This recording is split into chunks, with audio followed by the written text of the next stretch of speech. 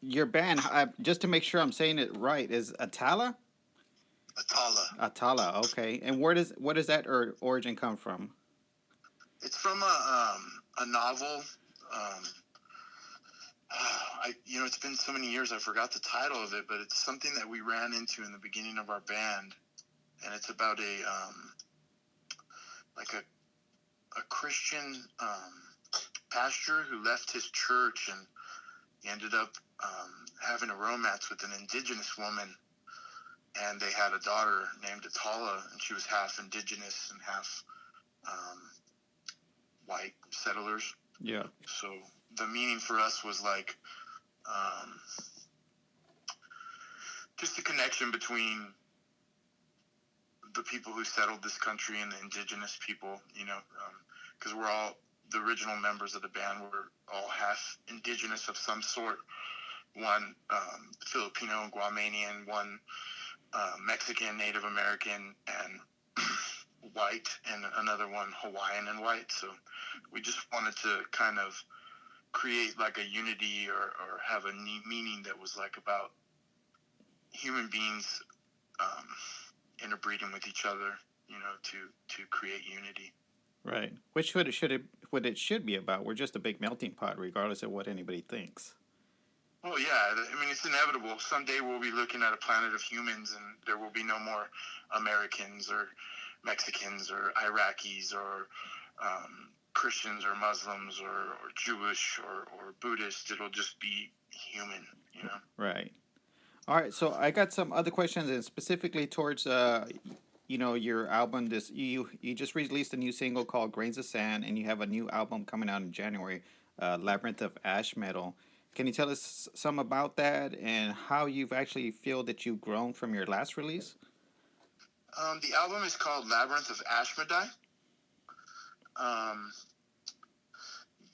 we just decided to drive a little harder on this album, so it's a little more pushing, a little more aggressive. I had a lot of anger that I was trying to get off of my chest, where the last album was more like spiritual and it was drony. And this album is the exact opposite. We went from a more negative approach as far as lyrically speaking, and the music reflects that because it's heavier and darker. Yeah, so yeah, from what I've read, about y'all that you use your pretty much your life experiences, your environment that you're in. So, do you find that, in the writing process, is it easily to transcribe that musically? I feel like if you're authentic, everything in your life around you will affect your art. So for me, it's really easy. It's all I know. I have a hard time being fake. So tuning into who I am and my environment and the things that are affecting my personal life is real easy for me because I have a hard time lying or being fake. Yeah, well, that makes it a whole lot easier, as opposed to other artists will just make music just to make music for the fans, or not being true, and fans will pick up on that. I think so. For me, it's I don't do it to be famous or get rich. I do it literally to get things off my chest because I have to do it. If I don't play music, I don't feel right. Like it's something I have to do. I have to express myself like that, or I won't be able to sleep. It's just something about it. It puts me where I'm supposed to be, and like you said, I have always been drawn more to the authentic bands that have more of a street vibe to them, or like a people's vibe, like something from the working class people was always the music I was drawn to. Right. So I guess from what you mentioned, this album is going to be a lot more angry, or aggressive. So that's pretty much the overall theme that's going to run in this new album. Yeah, yeah. The theme is it's I based the metaphor that I wrote the album conceptually off of this demon called Ashmedai. He's supposedly the king of demons, and he formed the 72 legion, formed and command the 72 legions of hell.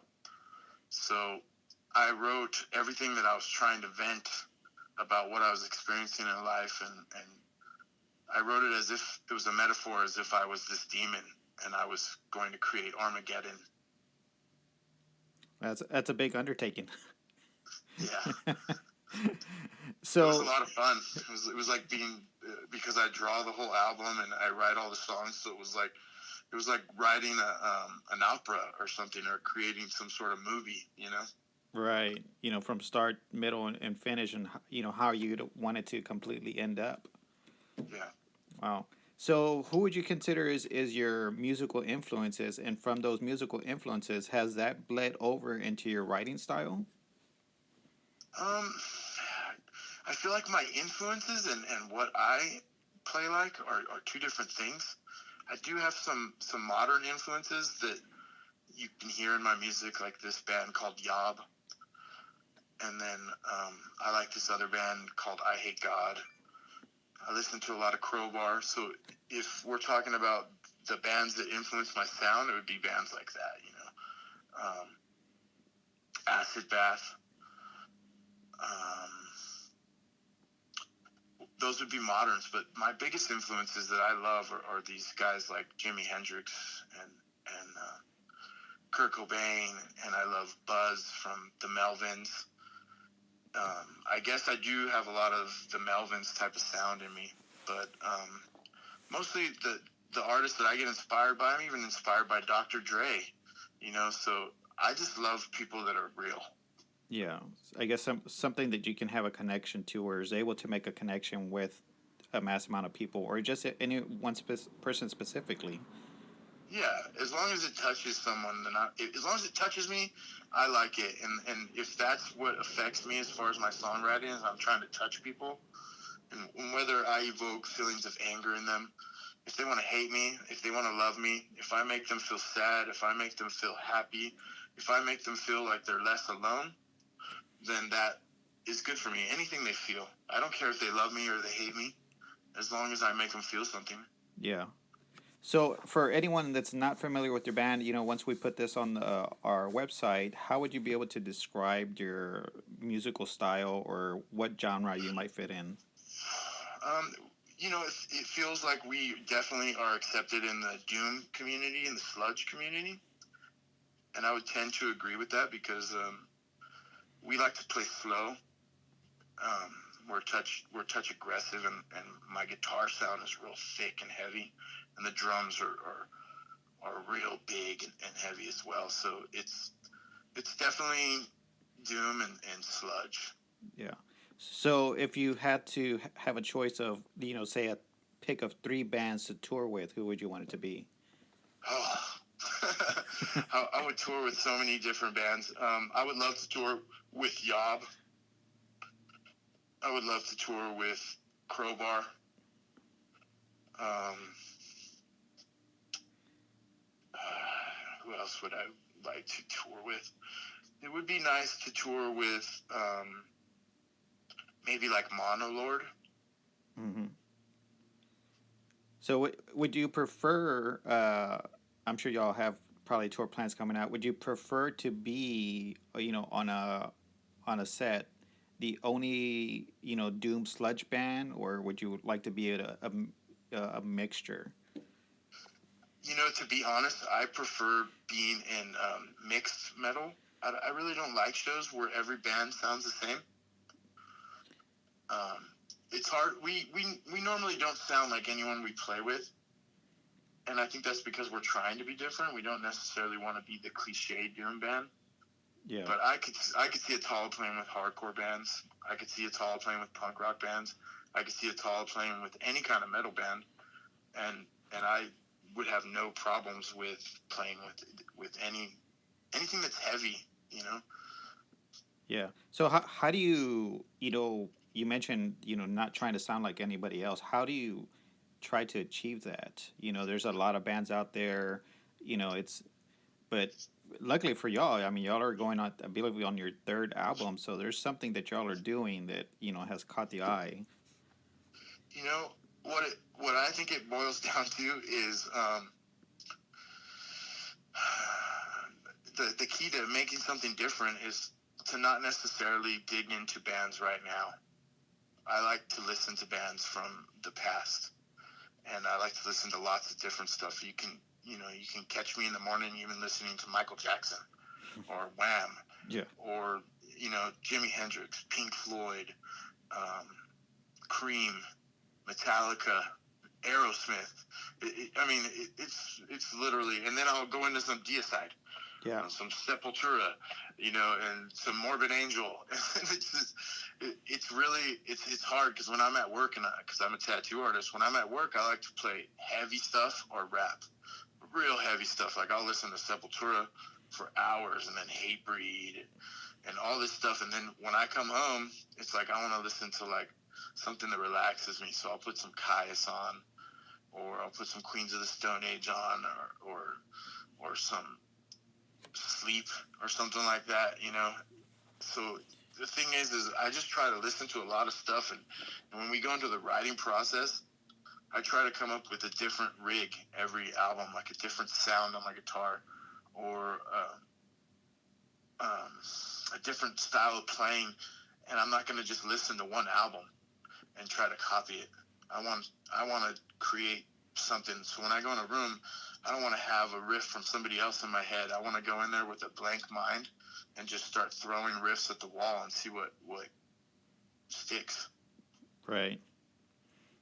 And now that you talk about from listening to music from back then and now, do you think the internet has been a blessing or a curse for bands musically to be able to branch out, or has it been a benefit to where it makes it easier to branch out? You know, it's hard to answer that question without sounding like a jerk, but I think I like it better when bands were a little harder to find because then you really just got the good bands. Like I remember getting mixtapes of Black Flag when I was a kid. Yeah. And I was just like, wow, this is amazing. And it was so hard to get that, or a mixtape of Metallica or Exodus or Slayer, and you're finding all this stuff and you're getting Minor Threat. So you're getting these mixtapes, and it's like it has to be passed around through so many people before it gets to you. Right. Where now it's like any band could just like take over the internet and make some fake internet presence. And I don't necessarily think there's a whole bunch of good bands out there. I think there's just a whole bunch of bands out there.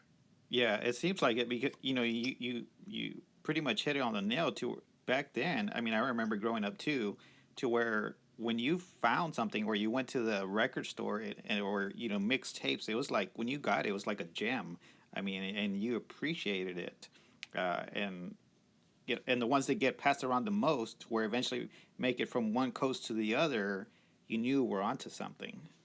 Exactly. Exactly. And now I feel like it's like I'm not a big social networking guy. Like I'm 40 years old, so it's like, well, I'll be 40 in February. It's kind of hard for me to get really wrapped up in Facebook or like I don't even go on Bandcamp or Reverb Nation or any of that because it's just like it's so much of a waste. Not a waste of time. It's just like a different thing than I want to do. I'd rather be writing a song than trying to create some fake fan base on the internet. Right. Yeah, especially To when now you can just buy people to click and like bands and whatever else. Yeah, I prefer to like play live and just destroy. And and if you get 2 fans that night, or 20 fans, or 200 fans, then you earn those fans off of putting a great performance on. And I'd rather have that happen, and I'd rather people pass my music around and it grows slowly than to create this fake buzz that won't last. Right. Yeah, just like anything else, anything that has a good solid foundation builds slowly. Yeah. Yeah. So, last question finally is like, what are some future plans that's in the works? Anything tours coming up that fans can look forward to? Well, the word from management is that we are going to tour on this album. We have a couple shows coming up, record release party locally in the low desert at a place called The Hood. And then we're playing at the Regal Inn in LA for the record release weekend. And I guess there's tours in the works. Supposedly, I can't say details, Right. but it looks like we're going to be going on tour with like a fellow bandmate in West Coast, East Coast, in Europe. Oh, very nice. Yeah. Good deal. Sounds. And talking about touring, since you mentioned that you also do tattoos, do you take your kit with you? Because I would think that it's, you know, being in the metal community, we just all love tattoos. Do you offer that, or do some fans would know that you do it? It's like, hey, I want you to do my tattoo or anything like that. People do hit me up, and I do have people traveling from far distances to get to my shop. The hard thing now is because we're such an underground band. There's these long links of driving between shows, so it's like we'll be in the van for 8 hours after the show. Yeah. So it's hard to find time. But as things grow and there's less like drive time in between shows, I'm sure I'll be doing that. I get asked all the time, and I feel like I definitely want to start doing that because I like doing macabre artwork as well. Yeah. And then plus with that, you're leaving kind of your mark as you kind of travel the country. Oh, you got tattooed by Kyle here in this state, that state, and your just work just grows that way too. Exactly, exactly. I'm lucky because I tattoo in a military town, so my work spreads out all over the country, Oh yeah, for and sure then. everywhere I go, I can pretty much tattoo because I have customers all over the whole country. But I need to find time, and I would love it if we started getting like 2 hour drive times in between shows, and I could actually have time to tattoo people because it's really relaxing for me. Yeah. Yeah, and it's not something that, oh, let me just sit down and do it in 30 minutes. It's some of the stuff. It's a long process. Yeah, most of the tattoos that I do take from 4 to 8 hours. Oh, wow. You're doing a big piece then at that time. Yeah, I do big tattoos. I specialize in large creations, so I Very, do. I like big stuff. very nice. Is there also a website that people can view some of your artwork? The best thing for my artwork is Instagram. It's just Caveman Kyle Tattoo. Okay, great. Well, sounds great.